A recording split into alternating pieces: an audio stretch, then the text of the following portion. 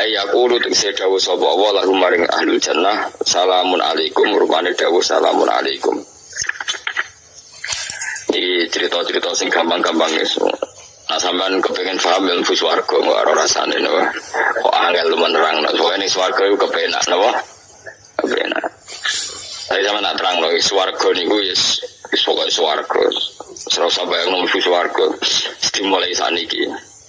Ya nak ya khisimun ya tenawa kan apa ketika terjadi kiamat niku tak khuduhum mahum khisimun. Jadi manusia itu terdiri itu seneng tukaran. Karena tadi sengketa yang mari tukaran, pendapat baik yang masih nyari yang terbaik, sama-sama kebenaran nyari yang paling benar. Karena manusia itu dari awal kurang penggawean. Jadi barang apik jadi berdebat no dengan yang luwih napa apik. Sehingga bayangannya pangeran itu soben nak kiamat kapan saja terjadi wong lagi sibuk para padu lagi sibuk gegeran wis mesti karena tadi manusia niku mun watak dasare niku konflik tadi misalnya pengurus masjid bahkan mungkin organisasi perdamaian itu pas rapat ya tukaran padahal organisasi ini perdamaian ya tapi pas rapat lalu solusinya apa? Solusinya begini sih, kalau debat gini, padahal organisasi perdamaian, tapi ya tetap tukaran, asal dia manusia itu tukaran. Uniknya lagi manusia itu kalau ingin damai juga harus punya alat untuk tukaran. Nah orang ya tidak. Lalu kalau nanti ngaji kitab dalam salah satu kitab ada makalah gini, Idza aradta as-sulha fasta'idda lil harbi. Kalau kamu ingin damai, maka siapkan alat perang sebanyak mungkin. Karena logikanya gini ya, kalau misalnya ada bajingan atau penjahat, dia punya bom, punya pedang, terus kamu sebagai orang soleh tidak punya apa-apa, bisa nggak bergening perdamaian? Kan nggak bisa. Mereka terpaksa damai karena kamu punya senjata yang imbang. Jadi kalau musuh kamu punya nuklir, terus kayak nggak punya apa-apa, ayo damai wae. Kono kan rugi damai. Wong tak bom kena kok damai barang ini. Makanya kamu harus punya senjata yang imbang. Makanya dalam tafsir-tafsir itu diterangkan ketika Allah menyuruh kita wa'iddu lahum mastata'tum min quwwati wa min ribatil khaili turhibuna bi aduwwa. Kamu umat Islam harus menyediakan alat perang sebanyak mungkin. Itu bukan berarti Allah menyuruh umat Islam perang terus buatan. Dalam keadaan dunia yang banyak gesekan seperti ini, orang itu bisa damai justru kalau sama-sama punya senjata. Dan itu teori itu dipakai seluruh dunia. Sekamane cara sing didelok wong akeh sing ora jare. Misalnya Amerika kan terkenal dikjaya, Korea Utara ben dirgani Amerika kudu gawe senjata sebanyak-banyaknya. Ya sudah seperti itu sudah teori yang dikatakan Quran. Karena manusia punya watak dolim. Watak dolim itu nak ora diimbangi ya mesti yang satu diinjak. Makanya dalam fikih Islam itu lucu. Fikih rodok jorok tapi gelem ra gelem kayak kudu setuju. Ya cara fikih itu kayak di bojo ayu celek. Nara gelem mbok kumpuli ra wajib mbok nafakoi. Jadi kono iso ngancam gak buka duit ra tak kei. Ajane rodok jorok fikih. Itu cara fikih memang gitu. Perempuan itu tidak wajib melayani suaminya jika tidak dikasih nafkah. Lucunya fikih yang merovokasi sing lanang dan wong lanang ra wajib nafkahi nek ora dikai iku wis ora usah terang iku opo so. Jadi fikih itu karena ngikuti teori umum. Makanya Mbak Mun itu fikih kata beliau itu aku mbak fikih ini ra cocok. Aku apa omah tapi dagangan perkara itu. Tapi memang secara prosedur fikih gitu. Mana wong kire-kire itu pancen wis ora entuk jatah kelon karena ra iso nafkahi. Itu cara fikih. Memang seperti itu. Karena kire kok polahan to. Kire kok pola. Kalau nak kire kudu ganteng. Jadi orang entuk jatah sing wedok sing seneng lah itu iso entuk jatah. Tapi nek wis kire elek ya wis nelongso perkarane memang jadi karena seorang istri wajib melayani suaminya jika tidak kodak nafkahi. Bahkan menurut fikih Islam itu boleh rafa. Jadi oleh rafanya hakim, Pak Hakim suami saya kiri itu boleh. Dan itu bisa diceraikan oleh siapa? Hakim. Jadi rafa. Karena tadi manusia itu yakhisimun di mental konflik. Dan mental konflik itu tidak dihilangkan Allah sama sekali kecuali nanti setelah di surga. Makanya Allah ngendikan apa, wa naza'na ma fi sudurihim min ghillin. Jadi sifat dengki, sifat hasud itu dihilangkan nanti setelah di surga. Hanya di dunia itu antara wong soleh ya mesti hasud. Mana ada sing ora soleh, sing soleh wae kudu hasud. Ya senine ngono. Waktu Indonesia ini rebutan dari presiden iku rebutan masjid geger. Bahkan rebutan ngeklaim nak salate paling sah, torekoe paling bener iku ya geger. Padahal yang ngerti otoritas itu yang pangeran, tapi manusia tetap menang kalah pokoknya geger. Besok sampai itu nak sing dalan yo geger. Kalau sering besok balapan juga kadang kisah nopo sampai itu sampai karena nanti bayangannya pangeran itu ya mesti terjadi pangeran sengantikan kiamat itu tak hudurum warum yakhisimun. Jadi panoramen yasinan tora paham tak tulung bangunan arabam bangetan wahum fi ghaflatin minha bitakhosumin wa tabayu'in wa aklin wa syubin. Mesti manusia itu dia mental takhosum saling berebut. Makanya cita-citanya Sayyidina Ali dawe Sayyidina Ali anak awaluman yadsu bena yadayi rahmanil khusumah dari Sayyidina Ali. Saya nanti pertama ketemu pangeran itu akan melaporkan musuh-musuh saya. Nanti cita-citanya ini aku lah di rencana ngono. Aku lah di rencana seru no. Boleh bareng lapor ku ala wah ya nyoror. Sayyidina Ali video anak gue wis lapor boleh. Salah. Karena apa? Ya itu tadi. Manusia itu pokoknya ngono. Pertama manusia Nabi Adam. Itu ya geger be malaikat. Dari pangeran Adamu khalifah, dari malaikat khalifah kok manusia mesti seneng geger. Tapi malaikat protes itu ya geger dhewe. Wong pangeran sing duwe kawula kok ngangkat digegeri. Jadi pangeran ra trimo. Wong aku sing duwe makhluk gawe aturan kok mbok gegeri. Iku pangeran. Jadi manusia pertama itu ribet. Pertama ribet be malaikat. Bareng Qabil be Habil ya ribet be dulur. Mulai dhisik perkara wedokan. Nah terus konane kuno wedok mari ribet. Kalau wedok tambah ribet. Soalnya doja wis ribet tes dinikmati wae no. Dinikmati. Makanya banyak orang top itu. Kalau punya kenalan banyak orang top. Itu ribet itu di manage. Jadi ada salah satu tokoh Indonesia itu terkenal sekali. Nak pidato ra kontroversi ra iso turu, tapi nek wis pidato wong bingung kabeh iso turu. Niku saya sangat kenal orangnya. Saya supire takoki, "Mau piye?" Tapi pidato ini bingung gara. Nah dijawab bingung kecewa deh. Lha jawab bingung sedanten wah seneng terus iso turu deh. Karena memang konflik itu manusia itu seperti itu. Jadi apa? Kebaikan pun makanya ada guyonan ini betul kisah nyata ini, tapi ratu tahu negaranya ini karena sensitif. Ada negara tertentu yang muadzin itu digaji 30 juta. Jadi orang Arab melarat dengan muadzin itu 30 juta. Naiknya BMW. Imamnya itu digaji 70 juta. Berhitung saja kalau 70 juta satu bulan satu sholat berapa? 70 dibagi 30. Kira-kira berapa satu hari ini? 2 juta, sekitar 2 juta 200 lah. Enggak kayak Indonesia, imamnya fakir-fakir, terus muadzinnya fakir-fakir. Dikira itu satu prestasi negara itu karena mengapresiasi, menghormati muadzin dan jebule sing iki Indonesia aja penak, matiman ke sholat terus. Mesti lah matiman ke sholat terus gak ono gajine. Akhirnya kecewa dong. Semenjak itu ora berani cerita prestasi negara itu pada Indonesia. Ya dia itu bangga negaranya itu menghormati imam sampai digaji, muadzin digaji. Terus dikirakan Indonesia jinnya. Imam Indonesia kan fakir-fakir, kadang wis padasane lek imam dhewe komat dhewe. Macam-macam lah. Nah. Tapi ini gak ngerti nak Indonesia aku pintar tukaran, pintar debat. Oh, berarti ke sholat terus itu perkara gajine itu. Makanya imam di sana sergap-sergap karena kalau nggak ngimami dipotong gaji.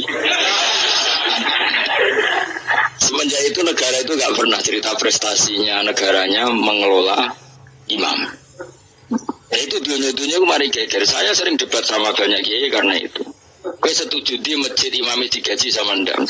Misalnya saya partai ikhlas setuju ndak biar imam itu ikhlas. Ada yang partai realistis, mereka kan punya keluarga harus digaji dong, kalau enggak kasihan.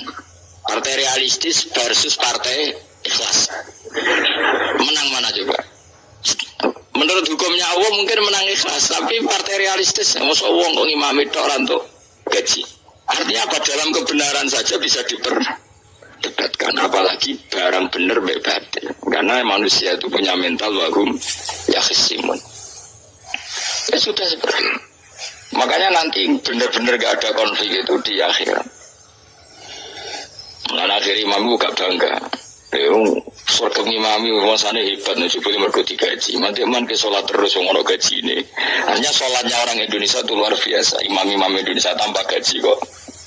Ya resikonya kadang mutung, itu kan gak masalah. Tapi ya gak masalah lah, tapi tetap ikhlas dibangun apa? Gaji. Kemarin gue lagi bingung, saya hafid mulai digaji, ustadz digaji, gue lagi bingung ngerti takoi. Kok berkali-kali beberapa pemprov kan ingin mengapresiasi hafid dapat insentif, terus ustadz gue ngerti takoi. Jenengan termasuk setuju apa enggak? Muni setuju, kok didik uang ketunyan. Muni ras setuju hafid betul duit kok ora oleh. Tapi mending ini, uang alim reso mikir dunia, itu yang tanya itu kadang gubernurnya tanya saya, bupatinya tanya saya, Gus di daerah mana-mana itu ustadz, guru madrasah itu dapat insentif. Cara jenengan Rembang setuju apa enggak? Awi siapa yo ngelatih ustadz seneng duit yo rapi.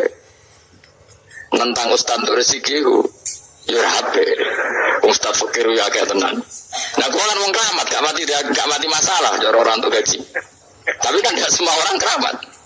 Gua kan mau keramat untuk gaji tetap gagal. Tapi rata-rata ustadz kan tidak keramat. Gak keramat, gue jadi cerewet.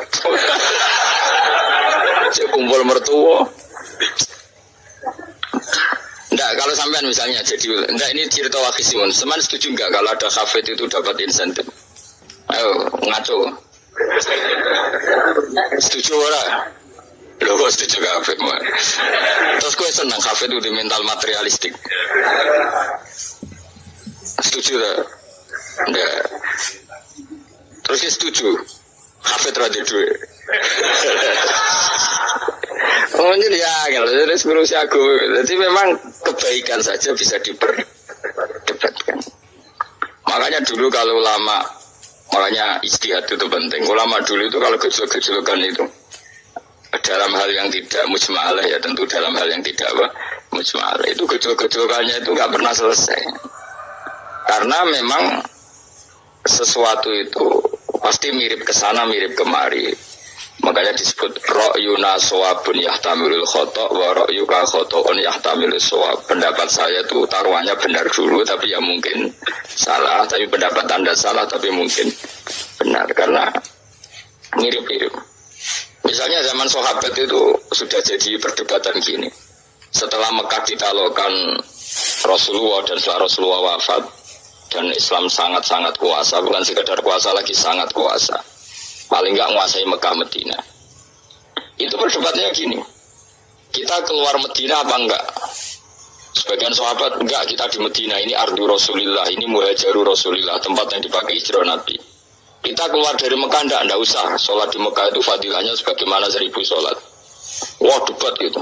Yang separuh enggak. Muyai segoro itu apik toh. Mekah Medina sekarang sudah jadi negara Islam, tapi banyak bumi lain yang belum ada Islam. Menyebarkan Islam itu penting, enggak penting. Efeknya meninggalkan Mekah Medina. Hanya separuh sahabat yang meninggalkan Mekah Medina. Mimpiinihim itu orang-orang keren, enggak Sayyidina Ali. Sayyidina Ali akhirnya sakan Al-Kufah. Dia hidup di mana? Kufah. Abu Darda hidup di Syam. Salman Al-Farisi hidup di Palestina. Karena dia milih pendapat Nguyai segoro, sehingga sampai harus ditinggal. Akhirnya menyebarkan Islam kemana-mana. Termasuk barokahnya mazhab itu ada yang ke Cina, terus terdampar di Selat Malaka, terus ada yang ke Aceh. Makanya banyak yang berpendapat Islam masuk Indonesia ya era apa sahabat. Tapi kalau ditanya bagaimana hukumnya meninggalkan Mekah Medina, ya buruk. Negara sebaik itu kok ditinggalkan. Tapi bagaimana hukumnya membiarkan bumi lain tanpa dai, ya buruk. Terus kejawabmu ya. Jadi dalam kebaikan saja ada perdebatan. Kayak gue ya misalnya, dia hukumnya jalan be konco traktir ya ape. Dia hukumnya traktir konco nganggo jatah belajar di buju, elek. Akhirnya saya ngelanang-lanang, jono dewi kesono jatah buju atau jatah konco. Karena dia mau cukup, nah ora. Ya itu udah semua manusia itu wahum ya khisimun. Makanya sampean kalau beda pendapat itu sing biasa wae. Coba wong saiki beda pendapat geger. Beda pendapat itu sudah fitrah. Enggak mungkin lah. Kita ada beda pendapat itu tidak mungkin. Di kampung-kampung kalau ada masjid speaker di mana-mana saya sering ditanya. Ada yang progus, ada ini adzan juga banter-banter, mengerameni tonggo. Nah niat sholat terus adzan nak isteko. Sing sitok, yo ora kudu banter ben siar. Sing sitok. Mau sedemen dipisoi tok, mergo sing ora seneng malah mau misoi tok. Sing wis seneng tambah adzan pun yo. Tambah adzan rame-rame maksudnya wis. Salat kemilan di. Dulu itu perdebatannya gitu. Abu Bakar nak wiridan yang masjid itu wirih banget. Selirih-lirihnya. Umar nak wiridan bianter. Tapi ranggusan sistem zaman itu. Tapi banter aja. Tapi sengamai lah intinya sengamai. Ketika Abu Bakar ditanya ya, Rasulullah ya Abu Bakrin kenapa kamu melirihkan suara? Jadi saya itu malu sama Allah. Dia itu zat maha mendengar. Jadi saya merasakan suara itu malu. Kayak pangeran butuh suara keras. Umar ditanya, kenapa kamu terlalu keras? Saya Umar jawabannya sederhana. Dulu ngantuk. Makanya nggak ada satupun ulama yang mengatakan Umar itu afdhalu min Abi Bakar. Kok jawabannya yo kadang sederhana banget. Malahnya ijma ahli sunnah itu Abu Bakar afdhalu min Umar. Kok nak jawabannya kok beneran ngantuk. Padahal jawabannya Abu Bakar, kalau nu izin kalian pangeran yang maha pendengar kok banter-banter. Rasulullah dalam banyak hal ya gitu, ketika banyak masalah itu sahabat dongo banter-banter. Nabi duka, innakum latatuna as-somma. Kamu tidak berdoa sama zat sing budak. Maka kamu enggak usah banter-banter. Jadi andaikan ada istighosa pakai sound system banter-banter itu ya perlu dipertanyakan. Yang pengiran wis krungu gegere ngono lho misalnya. Tapi misalnya mazhab itu kamu pakai. Terus ada pertanyaan, dangdutan saja banter. Kenapa kalimat ibadah boleh banter? Masalah mana? Ya asal isi dunia itu masalahnya. Kemilan dia. Ini cerita saja. Kalau manusia itu istighosa jalan tolong sama pengiran kan?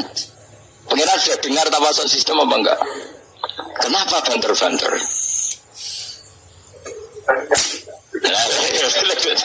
Tapi kalau tadi dibalik dangdutan saja banter-banter. Kenapa ya? Kalimat ibadah boleh banter-banter. Jadi manusia itu memang potensinya itu ya khisimun dalam kebaikan saja khisimun. Jibril orang kondangi itu buantai malaikat-malaikat yang masyhur itu. Siapa yang enggak ngerti Nabi Ibrahim? Nabi Ibrahim itu nabi keren. Diobong neng geni sampai Namrud. Jibril datang. Saya utusan Tuhanmu, melihat kamu mau dibakar simpati. Nah, terus piye cari Nabi Ibrahim? Yo, nak gue tolong tak tolong ya. Enggak, saya tidak minta tolong sama kamu. Monggo bodoh, aku bodoh makhluk. Kena wani ngomong dengan Jibril. Nabi Ibrahim santai. Maksudnya aku rabe aku sing nulung, kowe kondo aku tak kadakno pangeran. Jadi malaikat Jibril, jadi Nabi Ibrahim, lu nak soal pangeran rasa kondo kowe wis pirsa. Artinya ngene lho, padha kekasih pangeran yo bantah-bantahan jenenge kowe. Nang ngono nang partai politik ora men geger. Mana nang partai politik geger biasa, wong Jibril geger wae Nabi situ. Biasa wae. Karena kesobenan takoi mungkar nangkir kutuani ben seru napa? Takoi marah buka kulo guru TPQ. Ngenyek uang guru TPQ sih takoi marah buka. Sing mulang niku kulo. Sampeyan ra tau mulang malah takok. Jelas. Balik. Ben ngerti itu masyhur itu termasuk keramatnya Imam Malik itu gitu. Dia itu punya teman guru madrasah. Neng akhirat dicetakoki mungkin nakir marbuka. Malaikat Malik matur pangeran Gusti. Malaikat jinan kandhani iki ambek guru tauhid takoki marbuka. Akhirnya pangeran nyalano malaikat yo sing jenis niku coba takoki.